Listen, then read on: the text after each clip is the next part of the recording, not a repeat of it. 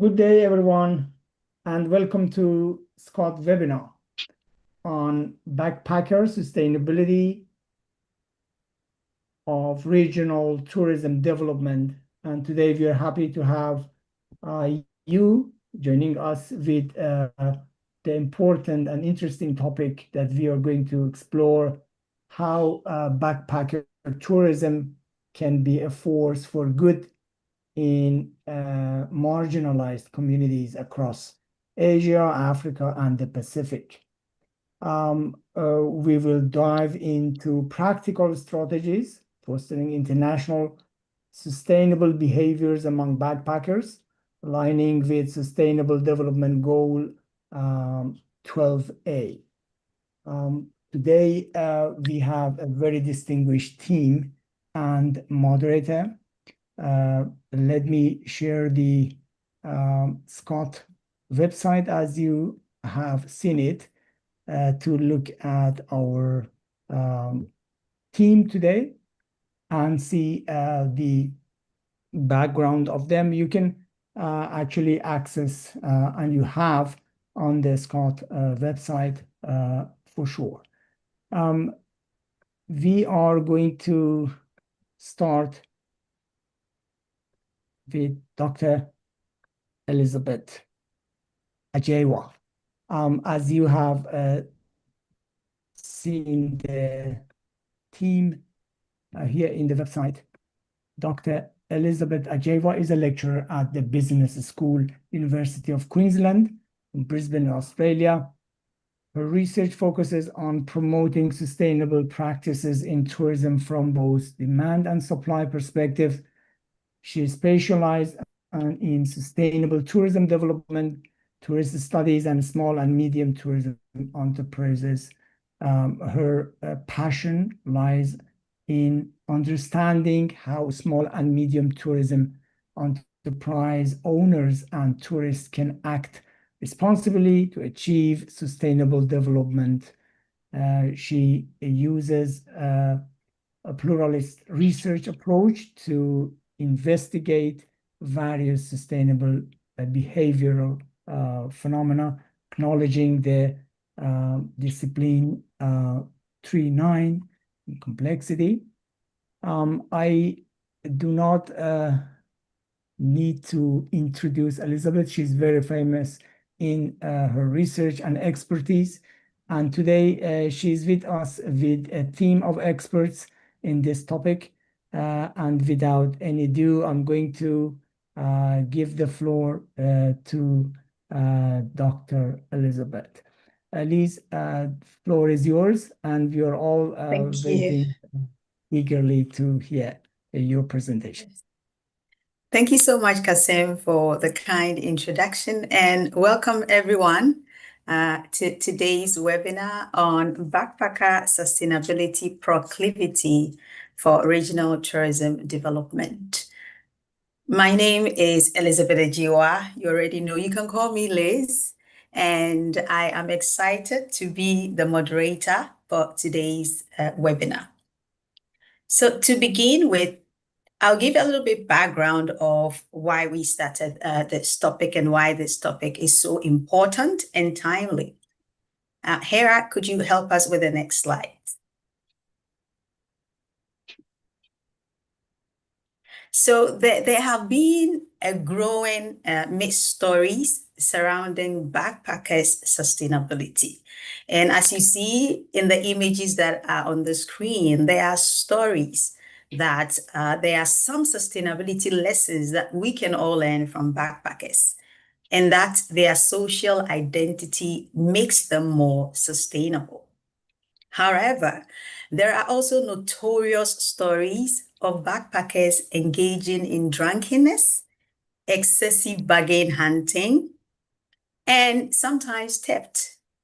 And so to address this deteriorating situation, there is the need to encourage intentional, sustainable behaviors among these travelers.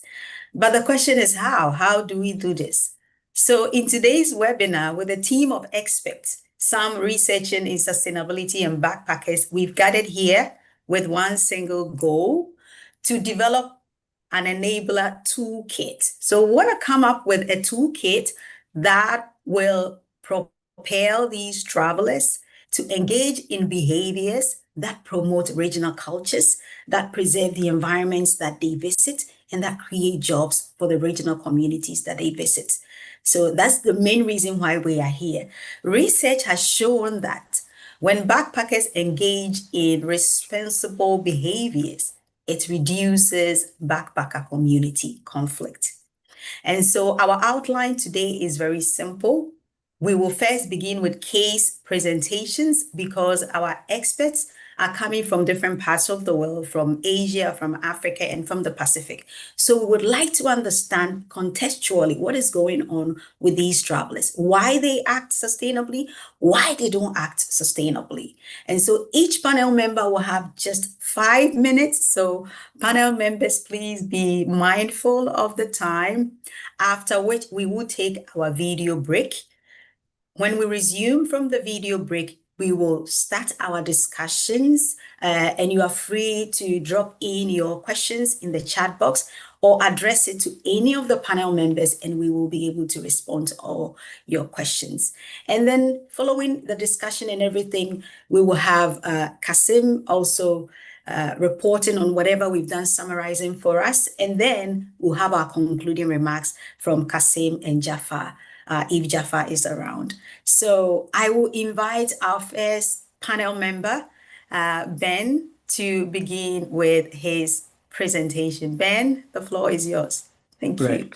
Thanks, Liz. So I'm a tourism geographer at the University of Hong Kong, and I'm known for research on backpackers where I showed that backpackers are inadvertently sustainable.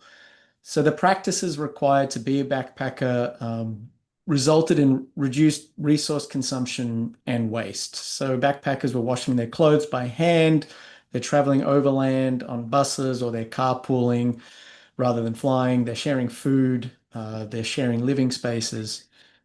And even though they didn't actually care about the environment, sustainability was there in their practices. So I argued that backpackers have much to teach the rest of us about how to live enjoyable, low consumptive lifestyles without identifying as green or as sustainable. So they've been able to separate the good life from spending a lot. And another major finding of my research was the various benefits that backpackers provide to regional communities. But firstly, I just want to explain how backpackers in Australia are understood. So we'll go to the next slide. And you might, just to simplify things, you could think of them as long-term budget tourists who are highly social, who prefer off the beaten track destinations. But there is so much diversity among backpackers within Australia and also across the world that it's really easy to find contradictions to any type of definition or label that you apply to them. In Australia and New Zealand, what makes that part of the world unique is that there are debates ongoing around whether or not backpackers and working holiday makers are synonymous. So in my research, I considered them to be the same, but other scholars have different perspectives. So it's this ongoing debate about whether or not you can consider working holiday makers and backpackers as synonymous or not. So we'll go to the next slide. And what my research was also able to indicate was a major benefit that backpackers provide to regional Australia is in the work that they do in the agricultural sector. They provide a highly mobile temporary workforce. So Australia, it produces a lot of food, enough food to feed 60 million people. Its agricultural exports contribute $82 billion to the economy every year, and none of that would be possible without backpackers entering Australia on working holiday visas and filling over 200,000 vital jobs in agriculture, harvesting fruits and vegetables. So the working holiday visa sustains Australia's agricultural industry, but many regional towns also depend on backpackers for survival. economic and social contributions that they make to rural areas is really significant. The money that they inject into local economies is highly valued. Spending at the shops, spending at the pub. Destinations across the Asia Pacific can also benefit from the work that backpackers do on Australian farms because they end up spending a lot of the money that they earn in places like Bali and Fiji, not just in Australia. And backpackers have been maligned because they don't spend much money, but because they're traveling for so long, they actually do spend a lot of money overall. And they spread that spending out far beyond just standard tourist centers. And they tolerate lower standards of accommodation, lower standards of transport because they're budget tourists. And that can make it easier for small businesses to cater to backpackers because they're not demanding higher standards. So if you want to maximize the benefits of backpackers, you have to consider their particular form of mobility, their status as workers, and also how they can provide a range of economic benefits despite their budget focus. So I'll leave it there. Thank you very much. Thank you so much, Ben, for giving us some insight from Australia. So yes, I would like to invite Ganghua to give us the perspective from Asia. Thank you, Ganghua. Okay, thank you, dear participants and friends. First, I would like to thank Elizabeth for having me here for this, for organizing this webinar.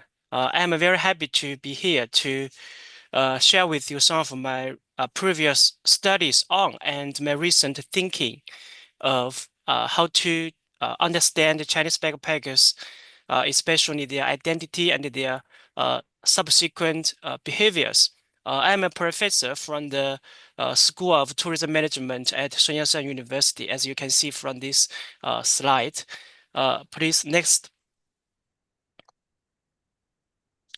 Next slide, please. Okay.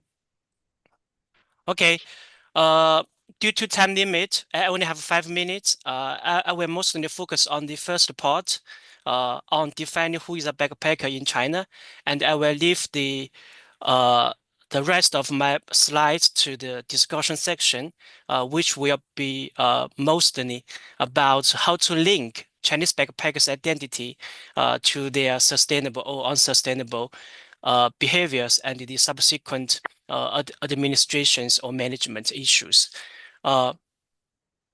First, actually, I will present 3 of my studies. The first one is segmented Chinese backpackers by their travel motivations. This study is actually from the perspective of us as researchers. We used Lockyer Murphy's conceptualization of who is a backpacker mostly in the Western context. Yes, this is a conceptualization, but in reality, we adopted a more operational one in our survey.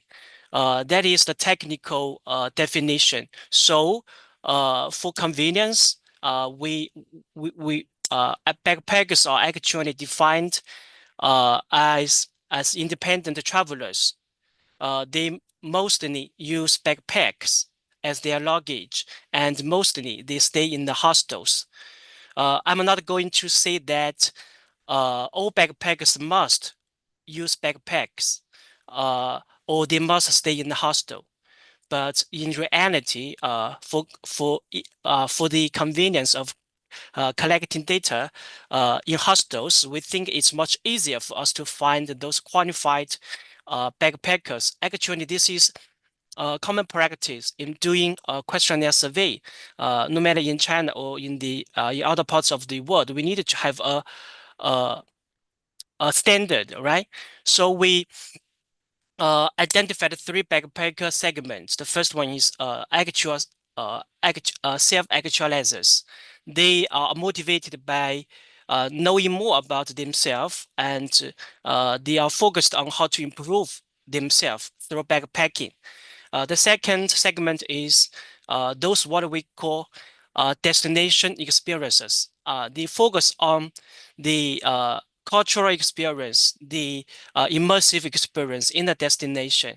The third segment is social seekers. So what they pursue is to have a better social interaction experience. Next, please. Next slide, please.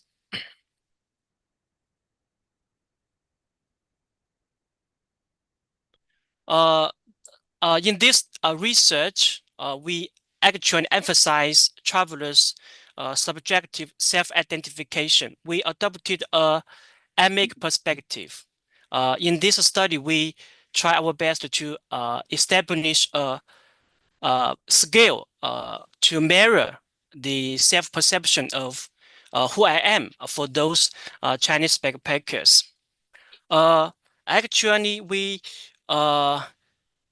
targeted those independent travelers in hostels to find qualified backpackers, but we asked in our questionnaire about who they are, how they perceive themselves. So as you can see from the slide, that the core dimensions of who is a backpacker or who I am for backpackers is whether they identify themselves as a backpacker. It is what we call self-categorization. And the second and the third are both refer to if they think being a backpacker or doing backpacking is good for themselves or good for the local communities. So actually, according to our research, backpacker is not just a travel style. It is actually about it is actually a socially constructed identity. It is a label, or it's actually a way of express yourself. So no matter what luggage you use or where you stay for overnight, as long as you think you are a backpacker, or as long as you stick to the venues or follow the best practice of other backpackers, okay, so you can think or you can claim you are a backpacker. So this is our second study. Please move on. Next slide. Thank you. Next slide. Thank you. This is actually a study that was published in a Chinese journal. I remember that there was a study published in Annals of Tourism Research comparing those Western mass tourists and Western backpackers to examine if they are becoming very similar or they are becoming more and more different. So this question is also asked in China to see if Chinese backpackers think they are different from Chinese mass tourists. So we used the core self-evaluation theory to lay a foundation. Our research findings reveal that Chinese backpackers, they still think they are different because their self-efficacy and self-esteem are much higher, significantly higher than those mass tourists. So according to self-perceptions, according to self-evaluation, backpackers, they still think that they have a much higher self-efficacy and self-esteem to their Chinese mass tourists counterparts. Okay, so that's all for my presentation. And I think this will lay a foundation for my subsequent discussion in sustainable behaviors and possible solutions. Thank you. Thank you so much. Thank you so much, Ganhua, for this interesting insight on Chinese backpackers and how they think they have a much higher self-esteem than their mass tourist counterpart. I would like to invite Fred to also give us a presentation from his context. Fred, please go ahead. Yeah, thank you very much, Liz, for the opportunity. And I would like to thank previous presenters for those insightful presentations as well. So I'm Frederick, here in Ghana. Yeah, it's very early in the morning, 7 a.m. here. And I'm happy to share some perspectives on backpacking in Ghana. Next slide, please. Thank you. Next slide. Yes, thank you. So just moving straight into who a backpacker is in Ghana. I must say that I have, in my research in the last 10 years, starting with my master's through to PhD, I have relied on, previous researchers like Ben and then Gamshua. I've really used your work to guide my perspectives. I have worked with some colleagues in Ghana, including Lisbeth Self here, and we have done some work on backpacking, even though there's still more to do. In those efforts, what we have come across is that the characterization of who a backpacker is still a bit moot in the literature in terms of who actually they are and how to measure them appropriately in terms of data gathering. And the presentations thus far suggest that there's some debate in there and that this debate is still unsettled and it varies across different, jurisdictions or contexts. So it does suggest that there's a need to do some more work on who actually a backpacker is. And I did some work, a research note in Annals of Tourism, where I actually brought all these different perspectives to try and, say that there's still more work to do on that. But of course, the research we have done, we have come across the age categorization that is, most researchers using 18 to 24 years. We've seen travel characteristics being used in, operationalizing who backpackers are. We have the motivation angle of things there. Others use enclaves. And of course, what Gamshua just talked about, self-identification. And others even rely on virtual communities to study these backpackers. Next stage. Next slide, please. Yes. So for us, learning from what others have done in the past, we in Ghana,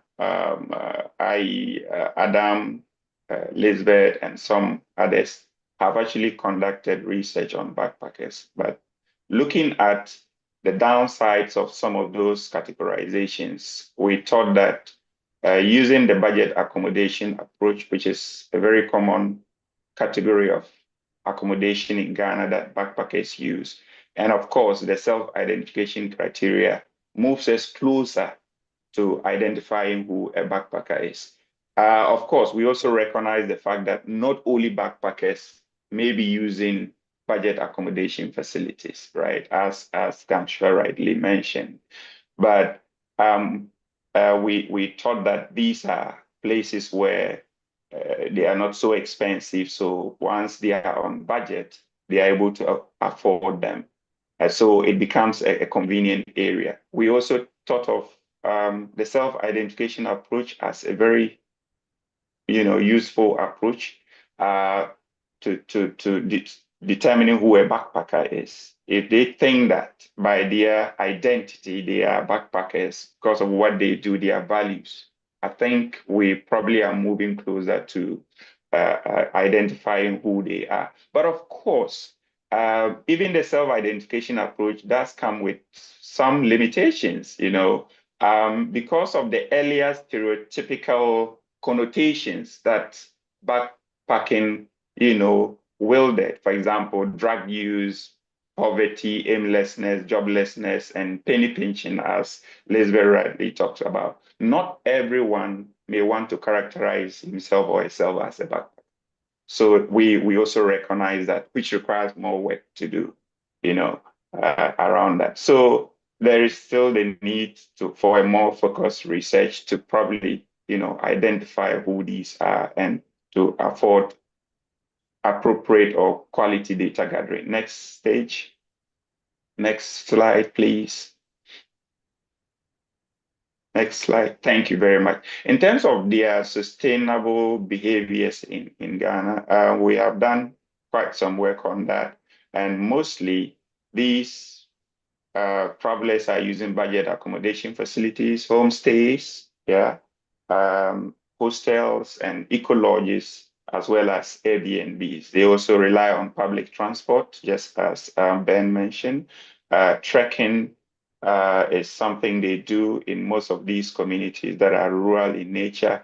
Purchasing of local food is not out of the way. And in fact, altruistic activities, volunteering. So they don't really work for money as in Australia, as Ben talked about, but they are just happy to share certain experiences that they have, either teaching or working in some health facilities for the time that they are in Ghana. Interacting with local communities is very common, wanting to learn local languages, some dance, perform some dance, or engage in any activity that locals are engaging in. It's something that we find in our research.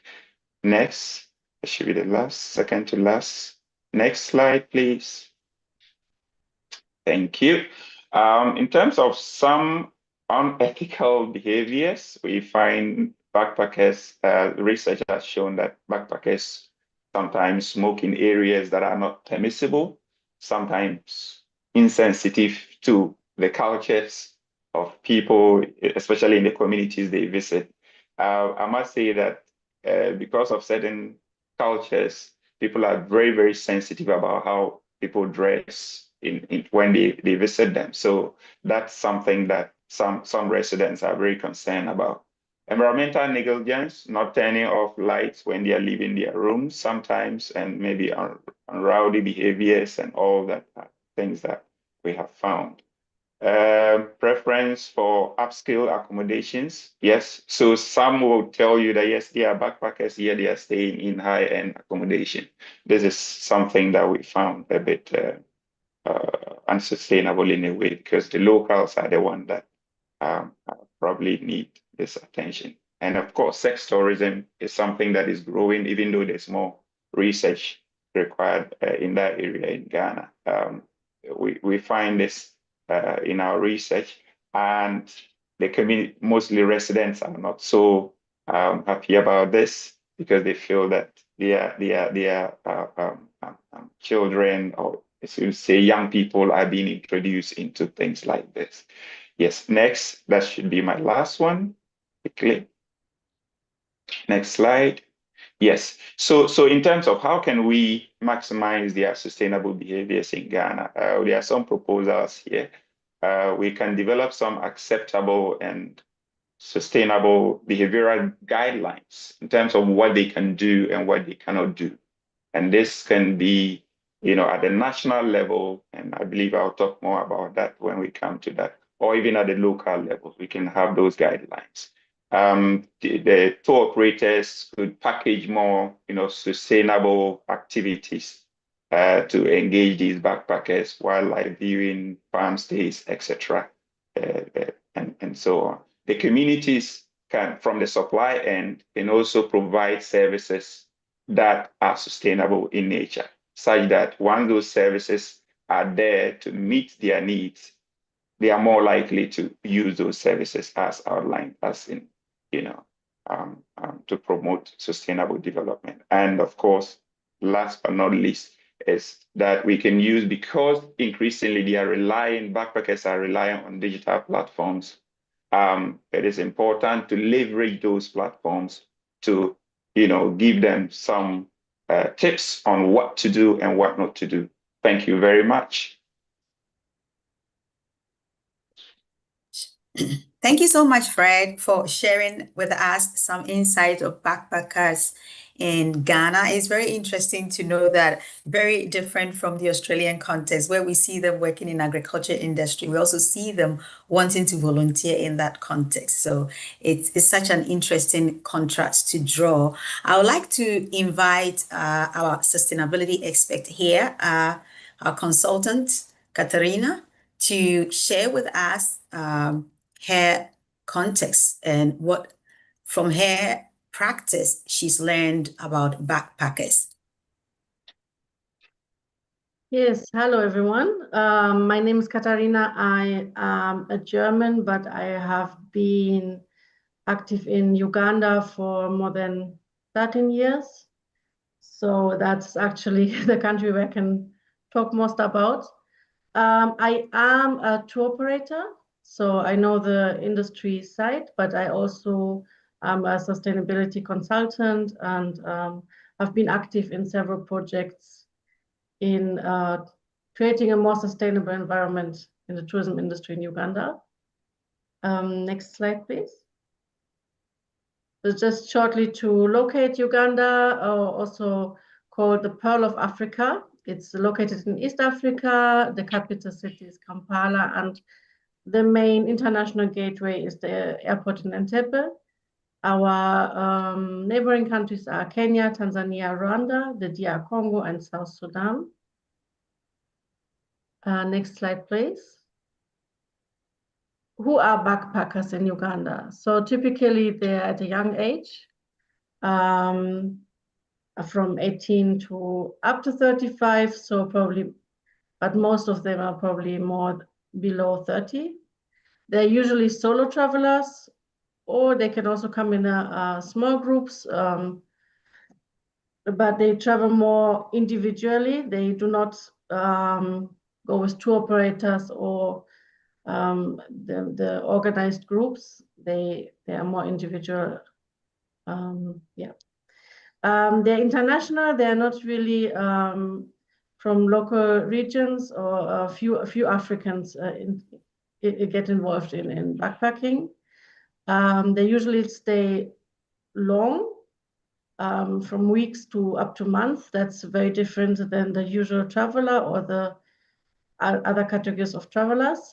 And oftentimes they combine their stays with volunteering or even internships. They're very budget conscious and prefer flexibility. Often they plan their trips spontaneously on ground.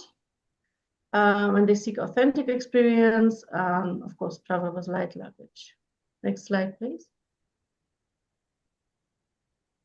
Let us look at the positive behaviors of backpackers in Uganda. They make use of public transport. The public transport in Uganda is still very local. It's not very well developed. So that is something that the average traveler would not necessarily prefer. So backpackers making use of that option is quite positive. They stay in the cheaper and usually locally owned accommodation and homestays, or also hostels. Usually only locals stay in those kind of options, but giving that additional income and market, it's great. They prefer to buy locally. They eat local food. Of course, they buy local things. They want to get involved as much as possible in the local life and authentic experience. So they also go off the beaten path. They visit areas which are not in the considered often in the mainstream tourism. And yes, they immerse in local culture and traditions. They want to experience dances, food, events, whatever they can experience. They really want to get into it. And yes, oftentimes they also opt to volunteer for a certain period for projects. Yeah. Next slide, please. So of course, there's also a negative side. There's also unsustainable behaviors. They oftentimes engage in unregulated activities since they're seeking the cheapest option possible. They might opt for non-registered businesses, or they might be referred to local guides that are not actually trained or not officially guides, but just be referred to by a friend or meet up in somewhere. So those can result in unsafe behaviors by the guides, or even if those guides or activity providers are not trained, they might go into natural habitats which are very sensitive and might actually harm the environment. Also, obviously, the wages are not fair. They are oftentimes bargaining to a very low price. Only because it's possible does not mean it's actually fair. That also gets to the next point. They sometimes bargain beyond reason. Even though they might be on a lower budget, they still have more means than local people. So only because local people have the availability of a low price does not mean that you should take advantage of that. But they often do. And when it comes to volunteering, they often underestimate the complexity, especially when it comes to interaction with human beings, and especially children. Of course, locals and especially children, they get very excited when foreigners enter their communities and they are welcomed and everything seems so positive. But especially on children, it has a very negative effect. Yeah, I think we can all agree on that, but especially young travelers really underestimate that effect or are not even aware of that. And lastly, oftentimes the own experience and own value addition is on a higher focus than actually leaving a positive impact behind. Let us go to the next slide. So the positive impact on the community is the additional income for local businesses. It is a great opportunity for locals and locally owned businesses, which are often left behind from the mainstream tourism businesses. Then the cultural exchange is great. It also creates a great awareness for a destination like Uganda. Uganda is still a bit unknown.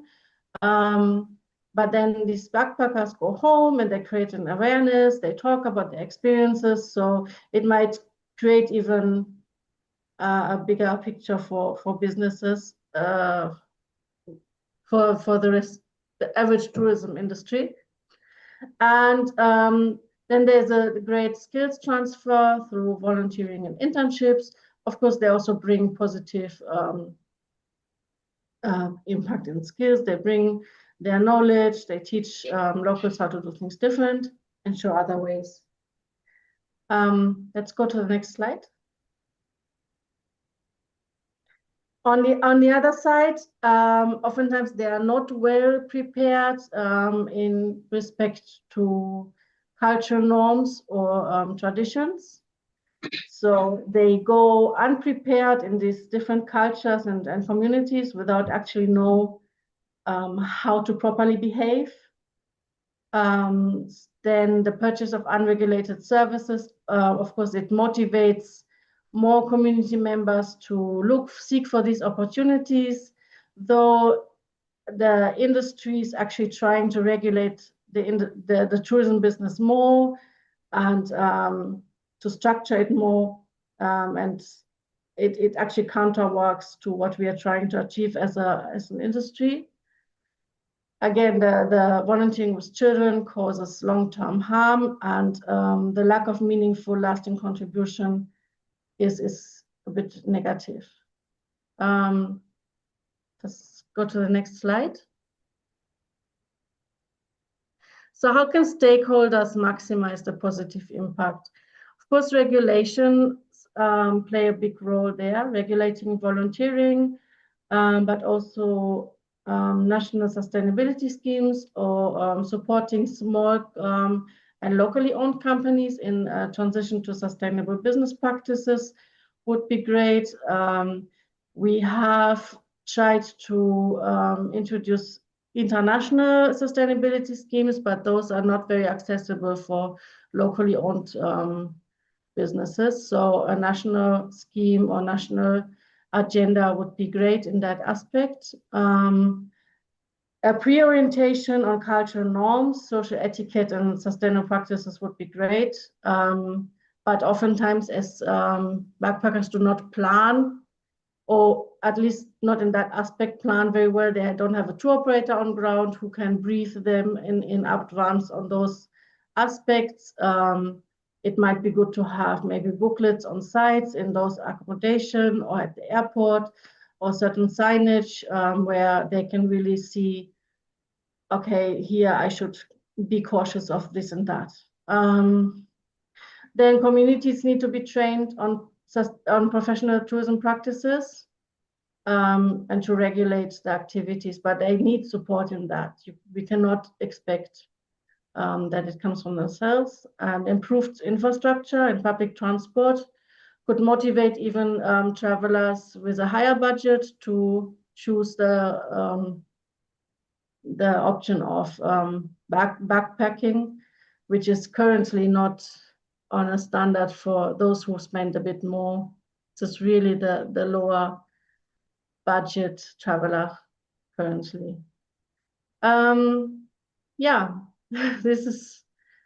Please keep in mind that we do not have a lot of data, official data for Uganda in general for tourism. So this is mainly what we really see as a tourism expert, as a stakeholder. Yes, thank you.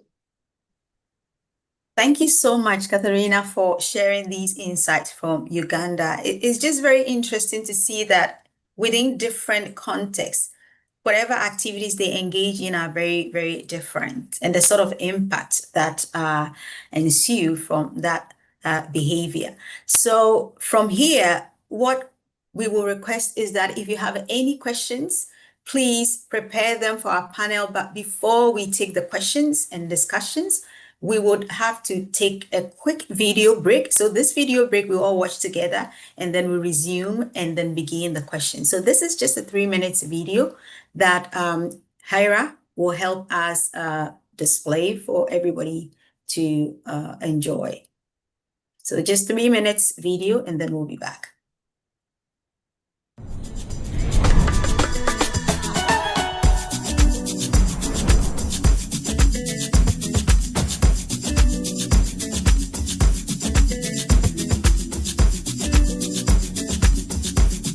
The idea really came from him seeing tourist buses with guides that are not even from Soweto, seeing Soweto from a bus window, and then seeing that this is not the way to experience any place, and specifically not Soweto with its rich history, but not only history, with people, with communities, with culture.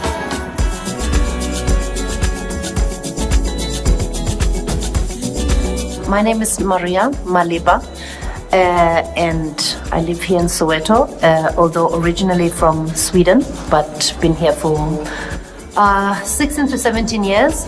The founder was my husband, Lebu Maleba. He got this crazy idea, according to some people, over 20 years ago, that he would turn his great-grandparents' home into a tourism destination.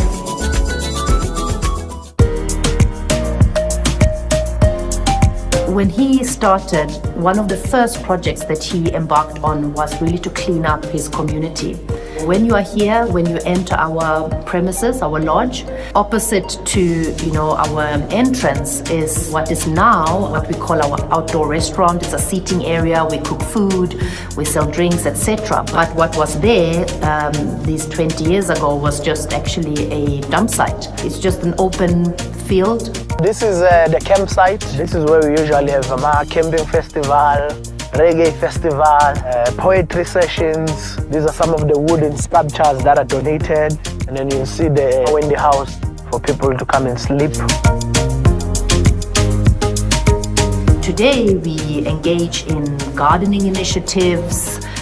We've been having permaculture workshops. We've been inviting community to take part and to educate, the wider community of the benefits of really greening and cleaning up your space and your backyard.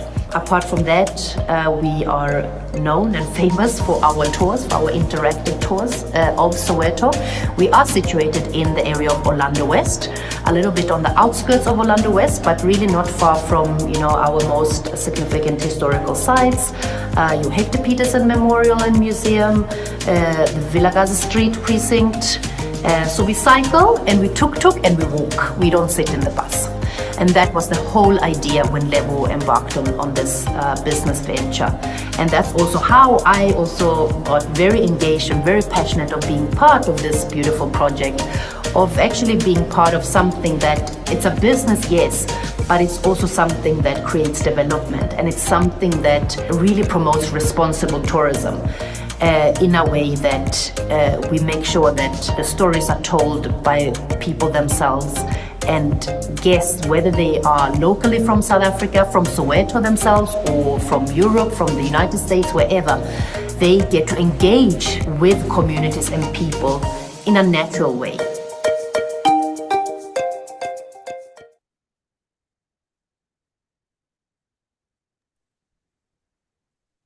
So thank you so much, Hera, for sharing the video with us. It's our question time, and it's time to open the floor for our audience to ask any questions that you have. You can put the question in the chat box as we continue our webinar. But following our presentations, I will probably ask a couple of questions, and we are also expecting your questions as our audience. And my first question, I would like to ask Ben, who is our first presenter. And Ben, we know you've been conducting a lot of research. You've done extensive research and backpackers and backpacker mobilities in Australia and their impacts. We would like to know, what are some of the factors that lead these travelers to engage in sustainable or unsustainable behaviors in Australia? What did you observe in your study? Well, there were things that backpackers, they just want to keep their costs as low as possible. So that encourages a lot of sustainable behaviors, but it's also, they have the infrastructure in place. So in terms of overland travel in Australia, because it's so much cheaper than flying, backpackers, they just get buses across the country, even 19-hour buses traveling for really long periods of time across the whole continent. And they're willing to do that because it's much cheaper. So there's discounts for backpackers on certain bus lines and certain train lines. So that type of having those discounts in place and having it cheaper than flying is really important. Also, there's a lot of digital platforms where backpackers are communicating and sort of finding rides.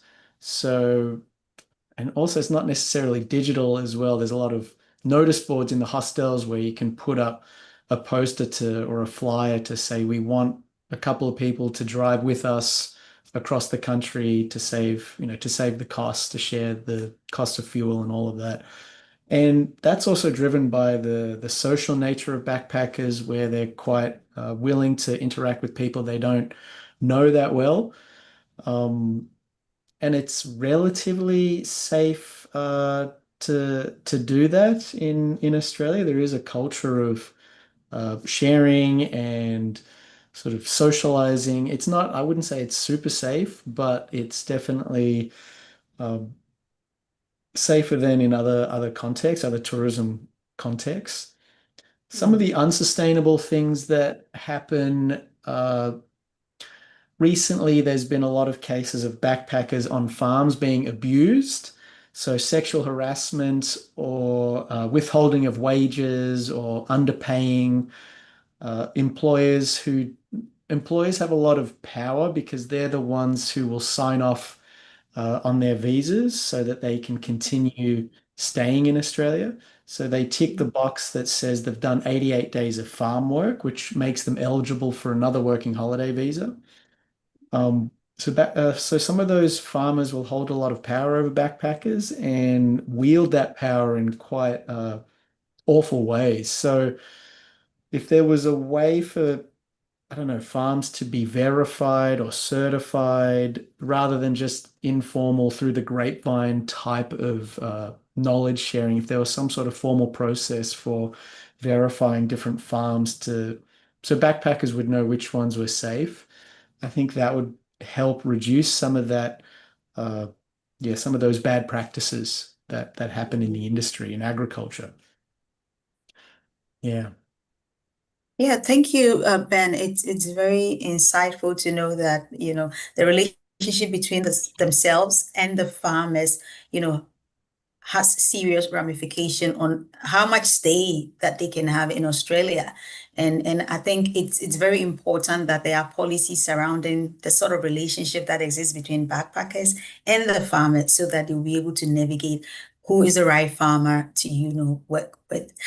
Thank you for your response to this question. And I'll probably jump on to Ganhua if we still don't have any question in the chat box. I know some of them we've responded to them, but please feel free to ask other questions and we will respond to them orally. So, Ganhua, you have done a lot of research on backpacker identity, and I want to focus more on identity. What are some of the identity characteristics that lead backpackers to act more sustainable or less sustainable? Is there any identity dynamics in the way we see them behaving in regional communities? Thank you for this very important and very interesting question. Yeah, according to my research and the research of other scholars, actually, if we use two variables, the independent variable is the identity, and the consequence variable is sustainable or unsustainable behaviors. Actually, we can draw relationships between them, which means a stronger social identity or a group identity of backpackers actually lead to a more sustainable behaviors. This is the basic view revealed in my study. Of course, there are many good sides of being a backpacker in China. For example, because in China, backpacking is not it's not an old thing. I mean, it came from the West, right? It has it came from the West and then meet the Chinese tourists' internal desires. So many of them they want to explore, they want to fend themselves. Okay, so there is a way called backpacking. So many of them choose to become a backpacker. So there is a process of actually of learning how to be a backpacker. So when they learn from other backpackers, they need to follow the best practice, the good ways. For example, they want to because they think they are backpackers, they want to be a backpacker. So they one of the sustainable behaviors include they seek deep cultural exchange in local areas. They want to explore more, to know more about other minorities' history, folks, and actually they gain a deeper understanding of the local culture. China is a very big country.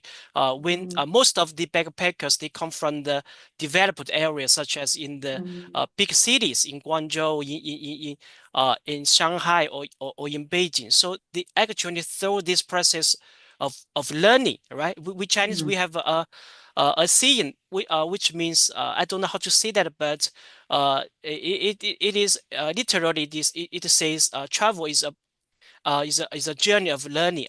The whole world, the rest of the world is a book. You need to explore. This is the one good side of the backpack being backpackers, being a backpacker. The other one is they tend to contribute to the local economy by consuming local goods. In China, we have actually we have a tradition of one region helping another region. So people, or those, especially those backpackers from developed areas, when they travel to those marginalized, underdeveloped regions, they want to use their own way to help the local community. So the best way is to consume the local food there, to help the local hostels. So this is the other good side of being a backpacker.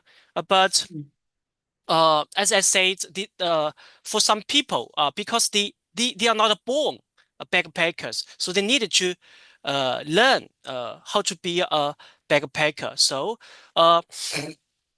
sometimes in China, I mean, at least maybe 10 years ago or maybe 20 years ago, when this travel style was imported into China, many young students or many young people, they want to go visit China's vast areas or even in outbound destinations. So backpacking as a way of travel has been a little bit romanticized. They are always associated with those helping yourself develop or helping the local destination. But actually, when they leave their hometown, when they go on backpacking, they do not they have a confusion. Actually, they found that backpacking is not that romantic. It's not that beautiful. It's not that. So the struggle. I mean, the struggle would lead them to many unsustainable behaviors.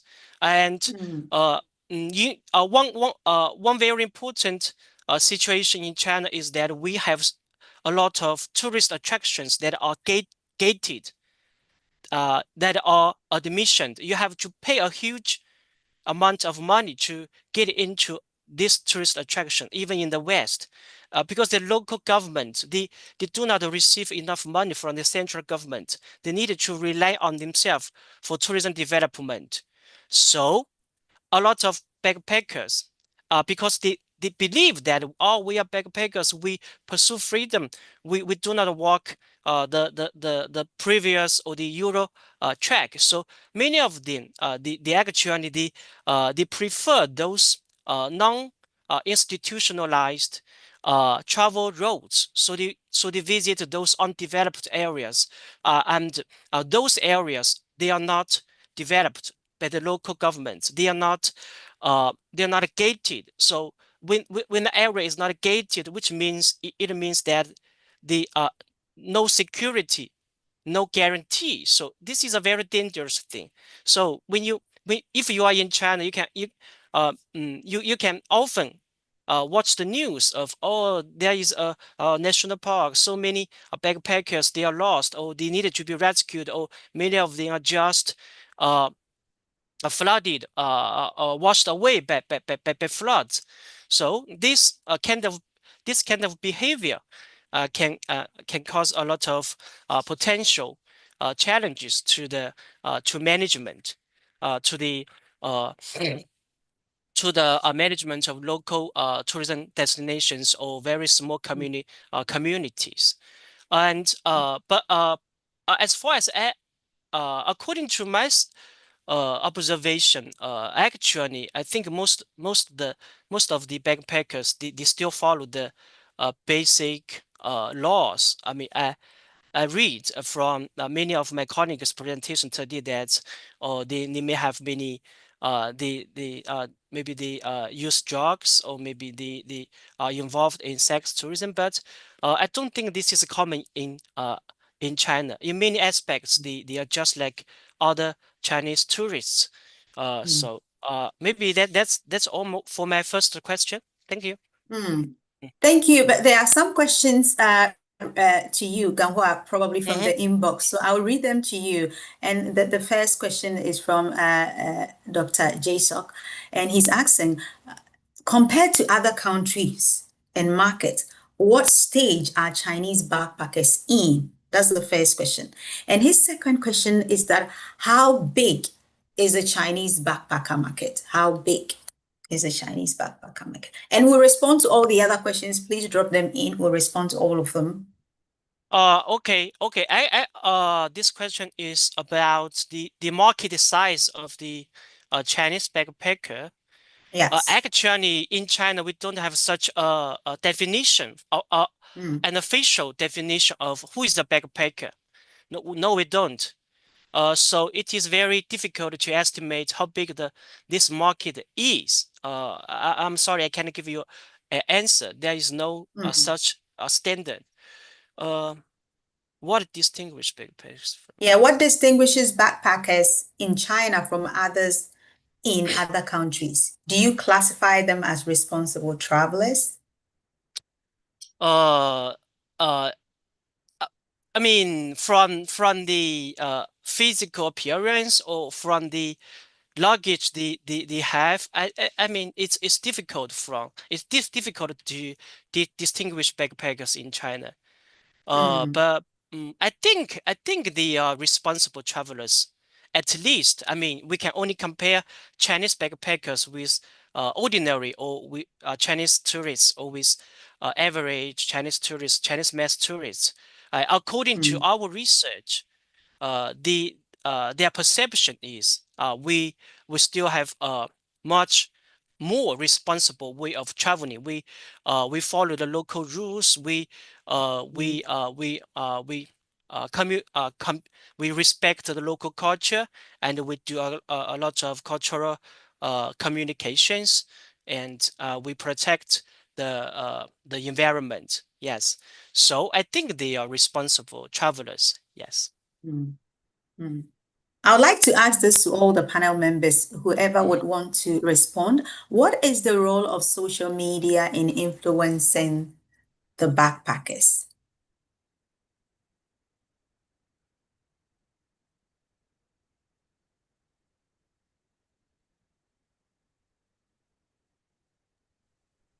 Liz, I was saying in response to that question that, I mean, it plays a massive role and there's a lot of different things that it does. But the first thing that came to mind was it can drive backpackers to lesser known destinations because people will be sharing these photos.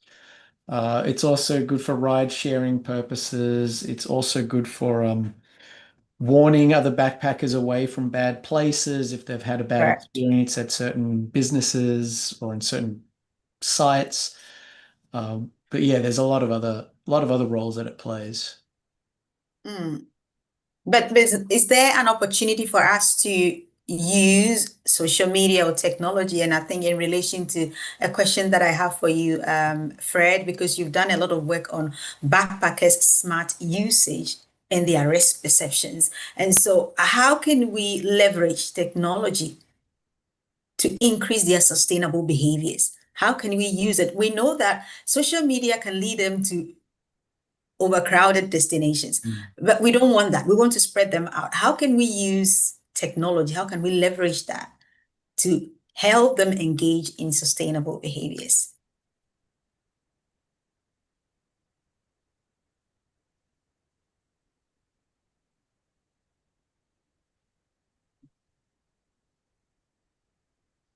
Fred, you're muted. We can't hear you. Fred, you're muted. Sorry. Right. Sorry about that. Yes.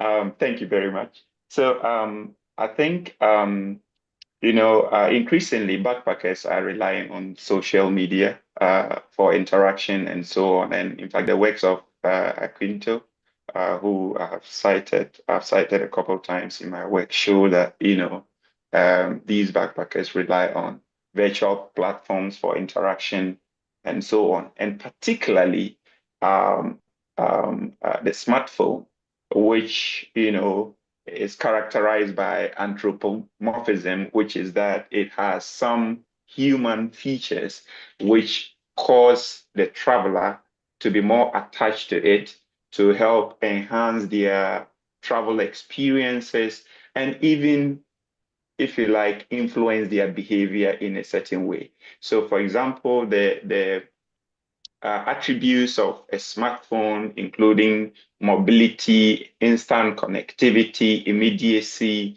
and the issues of searchability, the fact that it can connect to other devices quickly, and more importantly, location-aware sensors that are in these devices, which can advise on what to do and what not to do at any point in time on a real-time basis, suggests that the device, or if you like, media platforms could be a very, appropriate, conduits that destination managers, for example, in our country, Ghana Tourism Authority, could leverage to share certain sustainability tips that these backpackers require, especially in developing applications that they can download on arrival, and it can show them, for example, where waste bins are located. It also then means that there must be a response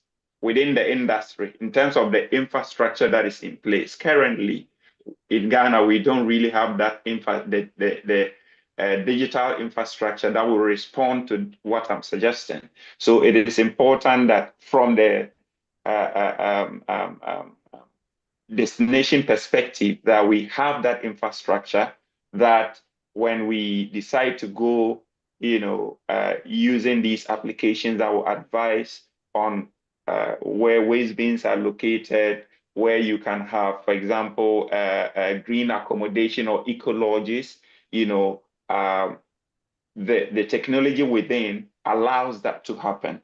So it requires some deliberate attempt to try and put in place this kind of smart infrastructure, because these backpackers are increasingly, unlike in the the 17th centuries and years back, where they used to rely heavily on travel guides.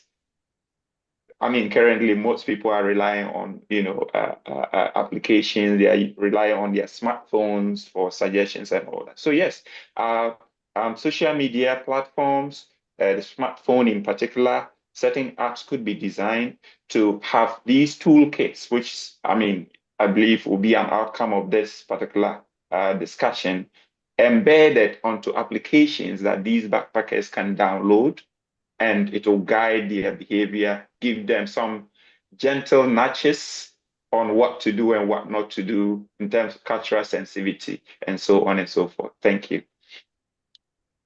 Yeah, thank you so much. And I remember, Katharina, you did mention, linked to what Fred has just said, that there are no national sort of policies or directions in place, for example, in Uganda for destinations or DMOs to know what to do. And many of these backpackers also don't use tour guides.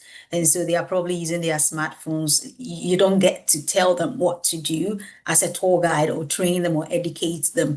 And so I would like to know from you, what are some of the things that needs to be in place, even if we are going to use this smart or technology as a tool to improve their sustainability? In your case, what do you think from a practitioner's perspective we need to put in place?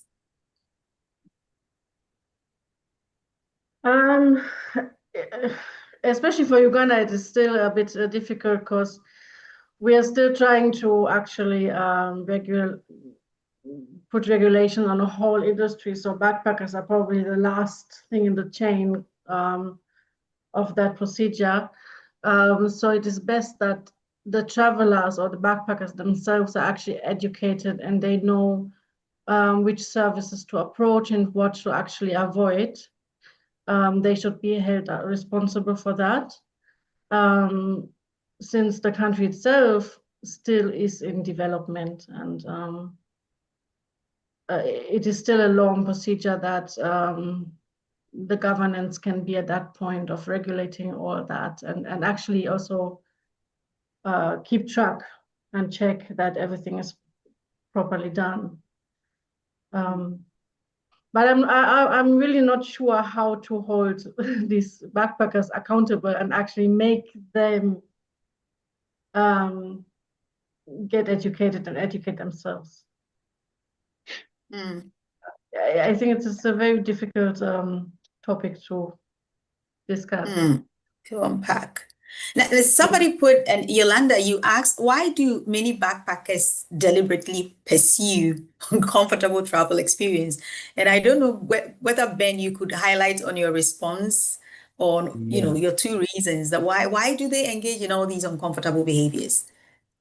Well, there's a practical reason, and that's to save money, because generally you pay more for more comfort. So they want to save money, so they're using the cheaper options, which tend to be more uncomfortable. But it also plays a symbolic purpose for backpacker identity, where they have to perform hardship, and they don't look like backpackers if they're traveling too comfortably.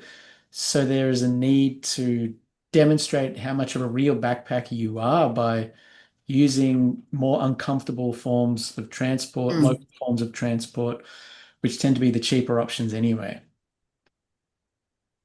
Interesting. And I've seen other questions in here also requesting. Let me read this one.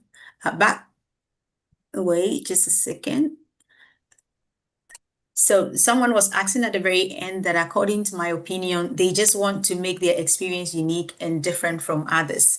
Fred, your hands are up. Would you want to say something? Yeah, yes. I just Okay, go wanted ahead. to agree with what Ben said, and to add that, the largely youthful nature of backpackers, reduces their trepidation when it comes to issues of risks. And I did some work on that, and I realized that, the younger ones are more risk takers. So yeah, it might explain why, they want to be more adventurous in their activities. And of course, that helps them to discover themselves well and go into the unknown, in pursuing their travel goals. Thank you very much. Thank you. I think for the purpose of time, we'll probably go ahead, please, And Katarina.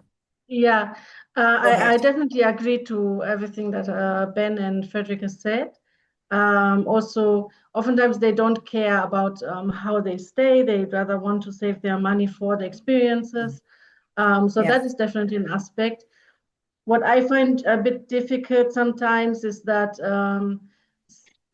some of the local accommodations and the very cheap options, those backpackers want to immerse in, and they actually take pride in the simple, like Ben said, they should not be too comfortable. But locals have no option, so it is not understandable for them. If you can afford something better, why don't you? Because I would like. So it's a bit controversial, and you have to be a bit sensitive about it and not be like, okay, I'm showering with a bucket like a local. Now I'm the real backpacker, though the locals would actually like to afford a proper shower. And, like this has to be really looked at as in a sensitive way. Yeah. Thank you so much for adding that. There's somebody asking a question. I think probably I'll leave that to Kasim. That could you provide us with certificate of attendance? So Kasim will respond to that. But since we're here, we've had a lot of mixed stories. There are good stories, there are also bad stories. But our goal is to be able to help destination managers, destination planners, people that are passionate about sustainability, students, academics, people gathered here to go out there and to be able to know what they could do to encourage these travelers or to enable them to act sustainably. So we want to talk about what can we do? What should be the enabling environment toolkit? What should we put in place to ensure that these travelers, they act responsibly when they travel in regional communities? So I want to ask all the panel members to give us an idea, what should an enabler toolkit look like? What should the destination managers do or have to be able to propel these travelers to act responsibly? So anybody can start, so we'll be able to jot some ideas down that could help with ensuring they act responsibly. Fred, you could go ahead. Thank you very much. I take the first bite. Yes. Okay.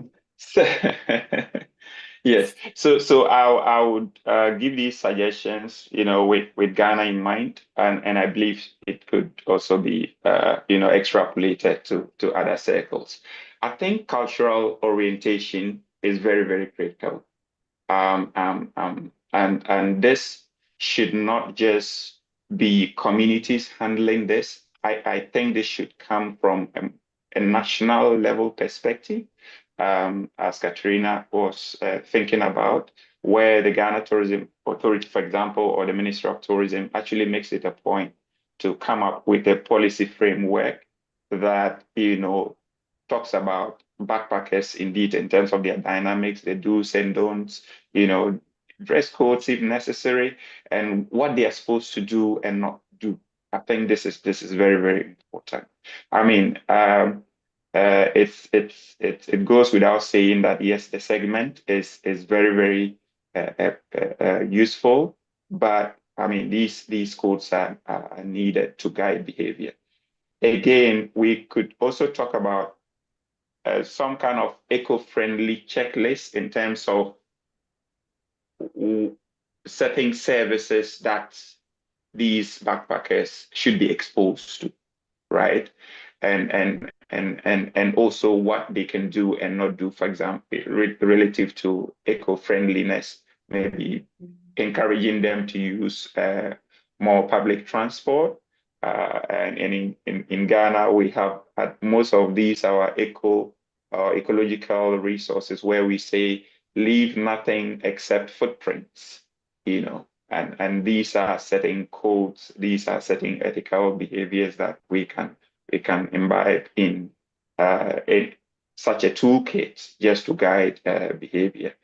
It is also important to look at a local kind of service directory that promotes the use of local services. For example, local food, accommodation, transport, and even events that are organized by the local people. And I believe that if we have these embedded in a sustainable toolkit, it could be a very useful way of guiding behavior. And of course, we could leverage technology in that direction where these suggestions are embedded in there, and based on location sensors, most of these travelers are using smartphones, and so they are able to detect the presence of these travelers and immediately give some push messages on what to do and what not to do. I think this would be my first take on this. Thank you. Thank you so much. Any of our panel members? We have a question for the audience, but once we finish the panel responses, we will ask the audience to also share their own travel experiences. So please bear with us. Any of the panel members? Yes, Ganhua. Actually, I would like to emphasize more one more time from a backpack identity perspective, especially from the Chinese cultural context. As I have mentioned, that we Chinese, no matter they are in China or they are in an overseas destination, we value our collective face, right? So people, no matter who you are, we tend to think that if when you are traveling in China or you are traveling in Japan, we were not alone. Even if you are traveling alone, we think that people would think, oh, you are from China, you represent the whole Chinese nation. So we actually, if you emphasize this identity, no matter the national identity or the here we emphasize the group identity as a backpacker, or we are representing the backpacker community. So this is very, I think it has a lot of implications for the local travel associations or for local communities, local villages to host backpackers. So if you are a backpacker or if you think you are a backpacker, so they can establish the to-do list and the don't do list. Yeah, since you are a backpacker, you are supposed to do the following. You are supposed not to do the following. So please do not lose the collective faith of backpackers. I think this would be very important. I mean, officially to have such promotions, to have such those rules. This is the point I want to emphasize, because you cannot just enjoy the benefits of being a backpacker, the prestige. You also needed to do what you have to do for this backpacker community. No, actually, in China, we do not use the term backpackers. We use many other different names, but or whatever, we can emphasize the group identity. Okay, thank you so much. Yeah, thank you so much, Ganghua, for really giving us some cultural element to improve their behavior. Because if we could emphasize that if you're traveling alone, you are representing the entire country. Yes. So be careful what you do. You should do this, you shouldn't do that if you are indeed a backpacker. That's very insightful to know. Any of our panel members to tell us what we could Yeah, I put was in our thinking enabler toolkit? I really do like what Gonghua was saying about using that backpacker identity, because your work has shown that backpackers are more sustainable the more that they're Correct. identified as backpackers. So there's definitely something there in terms of Yep. using that backpacker identity to encourage more sustainable behaviors. I was also thinking that with my research, backpackers were sustainable in Australia. My research shows that, but we don't know what happens when they go off to other countries. So when they fly to Fiji or when they fly to Bali, we don't really know what happens, and they could be very unsustainable. They could be dropping rubbish everywhere, or I don't know, they could be potentially acting in very different ways. On the other hand, they do spend a lot of the money that they earn in Australia in those international destinations, and that can potentially be quite positive. And so I was thinking, as your sustainability toolkit, there has to be a way to track backpackers regionally, I think. Because if you just look at them in one destination, they're usually multi-country type of travelers, especially in Southeast Asia and in Europe and various parts of the world. So there needs to be some sort of regional or international account of their practices across borders. Yes, thank you so much, Ben, because absolutely there is possible that they practice different things at different destinations, and we need to be able to track them and see what are they doing in China, what are they doing in Australia, what are they doing in Uganda and in Ghana, because they're probably exhibiting different things that even as researchers we've not really spent time looking at it holistically, and to be able to inform practices so that consultants know what to do and the sort of advice they need to give to destination planners.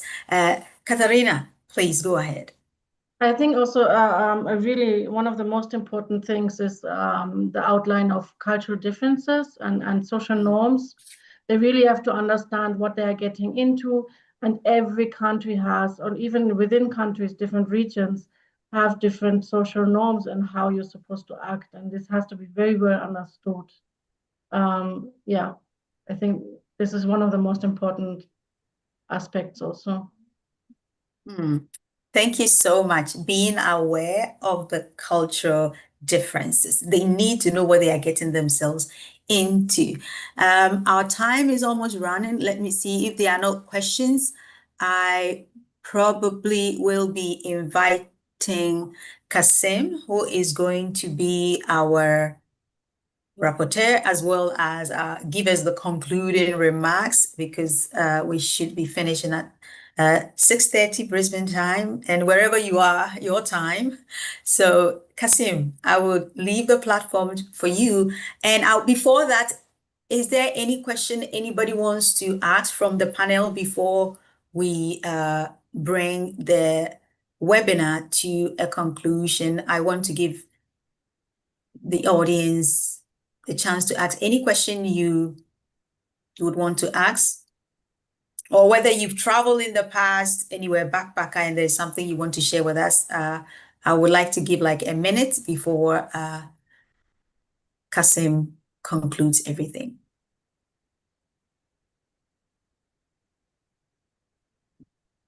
Liz, I just wanted to ask Katharina if the backpackers who go to Uganda, if they're fly in, fly out backpackers, or if it's part of a multi-country backpacker circuit. But there's both. But what's definitely seen that they spend a lot of time within the country. Some they cross to the neighboring countries like Kenya and Tanzania, especially because those are countries where everyone wants to go. And then there are those who really want to immerse in this one country and take everything in. So there's both. Thank you. Yes. Any So other I'm questions? also, yes. I'm also curious about knowing whether in other jurisdictions we have domestic backpackers. Yeah. Traveling locally within your locations. Is that In happening? China, Australia. China, in Australia? In Australia, Does it it's happen? less common. I'd say it's more like if you're traveling as a budget tourist as an Australian in Australia, you wouldn't necessarily use hostels. You'd be camping, pitching a tent, maybe Okay. caravan. Yeah, so you might not identify as a backpacker, even though you're a Okay. budget tourist. Yeah. In China, as far as I am concerned, I mean, Chinese backpackers, most of them, they travel within China. And I forgot to mention that literally in China, backpackers means those wearing a backpack overhead. Literally in Chinese, 背包 means you have a backpack. So for those for example, those working holiday makers, yes, in China we have similar. We don't need a visa, but we do have working holiday makers, and we do have volunteer tourists, but they don't think they are backpackers. So according to my research, backpackers are limited to those traveling for a long period of time, using a backpack as the main luggage and consume locally. Yeah, that most Great. because Yeah. yes, they are budget travelers. Yes, because they don't have enough Great. money, so they have to do that. So Yeah. in Is this Uganda, yeah, go ahead. Go ahead. in Uganda, actually, the whole culture of traveling is very new, and it's actually those who travel rather seek the more fancy option. They want to go. They want to show off, if you can say that. But there is an upcoming trend of young people traveling, and of course they seek more the backpack lifestyle. But it's just coming. It's very new. Right.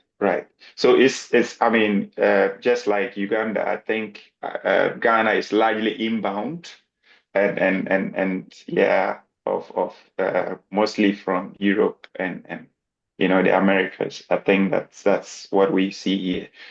Locally, it's not so common to have young people, as in the case of China, have rucksacks on their backs. Exploring the country is not so common. It's mostly excursions and short stays at places. So normally we don't get this. But I sort of had a sense of this in my reading. That's why I wanted to be sure from researchers here based on context. That helps. Thank you. Maybe Liz, we could check and see whether we have some domestic backpackers in Ghana. That's for another research, another time. I'd like to invite Kasim. I'd like All to right, invite good. Kasim, but I think one of the things that cut across is that one thing that we probably as experts we've not really looked into is just tracking what they are doing in different regions. I believe there are regional differences for even one traveler, what they do, and we've not been able to track them to really understand what they are doing at different places and whether they will even qualify as backpackers based on what they do in other countries. Perhaps they are exhibiting other characteristics. And I think it's something we need to look in further. I'll leave the floor to Kasim because time is fast spent. And I would like to thank all the panel members as well as our audience for incredible questions. I hope we answered all your questions. If we didn't, please, you could connect us on LinkedIn or any other place. We will respond to your questions later. Kasim, please take the floor. Thank you, Liz. Thank you, everybody. It was a wonderful discussion, and I think this is just the beginning. We have just started. We cannot end or conclude. That's a very difficult job. Usually, Professor Jafar, he is here. Unfortunately, we don't have him, and we leave this difficult job to him. But as I can bring the take out lessons that I'm going to take for discussion. And of course, Scott is very happy to invite you for the second webinar in this series, because I don't think we can conclude anything in one webinar in this very wide topic. If I can summarize my lessons, Ben, and the case of Australia, it's very interesting to see backpackers as a contributor to the job market, especially to the agriculture sector, because agriculture is a labor-intensive industries that in many countries we need this human resource. And if we can share the lessons of Australia, for example, in Japan, we can save a lot of agricultural landscape and agricultural heritage landscape or traditional agriculture that we are losing it due to the aging population and these rural depopulation issues in Japan and many other countries. So that's a very interesting topic that it was raised by Ben. And if I continue with, for example, with the case of China, Chen, the classification of backpack travel in China. And you know, the destination, as you mentioned, from one destination to another destination, backpacker behavior might be totally different. In the case of China, the huge population. So if we say backpackers are contributing to the population, which part of population, which part of China? Oh, where is or what is the definition of the Chinese communities that we try to say, okay, which backpackers are contributing to the communities in China? Because China is not, to me, is not only just one country, is a huge population and diversity of the geographical location and people. And that's maybe we can, in the next webinar, ask Chen to bring more classification in domestic and international or inbound backpackers in China or Chinese backpacker in China, because that might be a totally different issue.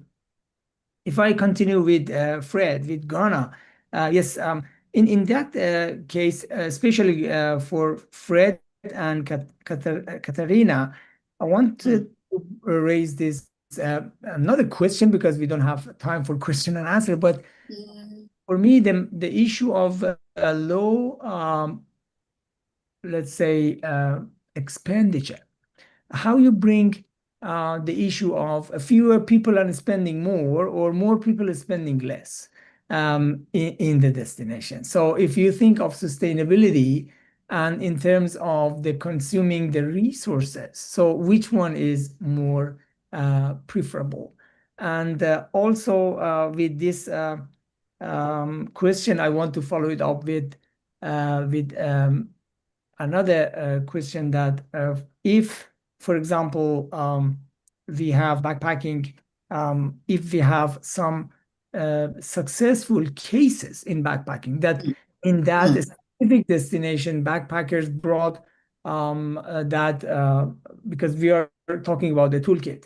So the sustainability, if we can have more tangible examples of how a destination specifically could utilize backpacking for sustainable community development, will be also, and also I have another suggestion for the next discussion, which is that tourism industry has different parts. So within the industry, if we have Airbnb and homestay programs, in the other side, we also have hotels, or let's say 5-star hotels in the destination. So if we treat some people that can be potential customers for a 5-star hotel as a backpacker because it's interesting and it's going to be more in touch with community and so on. So are we going to bring a competition within the industry and within a destination? How backpacking is sustainable in terms of the tourism development in general in destination level? How we can see it in the point of DMO, for example, in a destination that we have a different level of tourists and expenditure and so on. So are our higher level accommodation owners happy with backpacker and backpacking, and how these issue within the industry bring also sustainable tourism development in as a holistic view. So yeah, and I saw our admin from Scott. They also shared some questions for discussion. Yeah, and our audience, you are welcome to send us messages or emails and share your successful experience as a backpacker or as a tourist yourself. We want to learn from all of you, and definitely we are going to invite Liz and her team to architect another, maybe more very narrow and specific. It can be a kind of a series of the webinars on backpacker. I think I'm talking too long because the time is 10 minutes past, and I see some of the audience, maybe they might need to leave. Here we have another message in the chat that I believe Liz is reading it. So long story short, thank you very much. It was wonderful, and you made the topic, you dig it down, and we are very happy to continue this video again. Back to you, Liz, for the final greeting, and if you have any points. Yes, I don't have anything since time is fast spent. I'm sure it's Saturday, our audience are probably busy, but there are other questions that we probably will do a follow-up discussion, whether via LinkedIn or via Scott channel. So I would advise in that way, but I will, like I said earlier, thank everyone for your time. And we hope that if we are able to converge here for another, you will be here to bring more ideas, because we want to offer practical solution. We don't want this to be left at the discussion level, but really come up with solutions that could be used for practice. So thank you again. And Kasim, I think we're good to bring this to an end, if you agree. Thank you very much. Thank you. Bye-bye. See you. So thank you, everyone. Thank you so Bye-bye. much. Bye-bye. Thank you. Thank you. Bye-bye. Bye-bye. Bye.